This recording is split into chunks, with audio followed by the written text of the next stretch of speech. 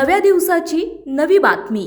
आजारी असलेल्या 75 वर्षाच्या ज्येष्ठ महिलेला दवाखान्यातून नेऊन परत आणताना तोंडात रुमाल घालून बलात्कार करणाऱ्या 58 वर्षीय व्यक्तीला 10 वर्षे सक्त मजुरी आणि 12,000 रुपये दंडाची शिक्षा न्यायालयाने सुनावली। विशेष न्यायाधीश HK भालेराव यांनी हा आदेश दिला आहे। दंड न भरल्यास 3 महिने अतिरिक्त कारावास भोगावा लागेल असे न्यायालयाने आदेशात म्हटले आहे।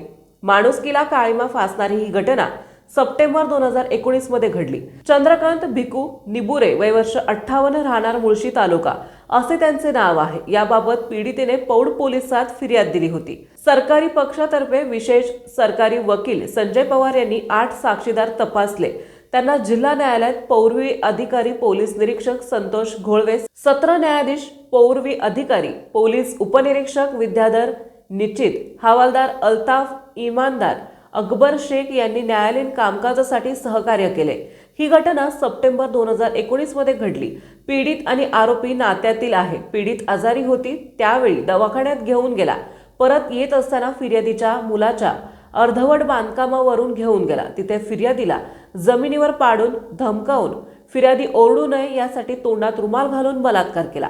याबाबत कोणाला सांगू नको असे म्हणून निघून गेला। फिर्यादी पायी घरी गेला।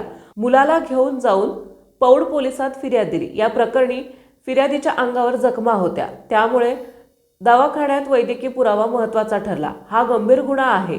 आरोपीला अधिकाधिक शिक्षा देण्याची मागणी सरकारी वकील संजय पवार यांनी केली आहे।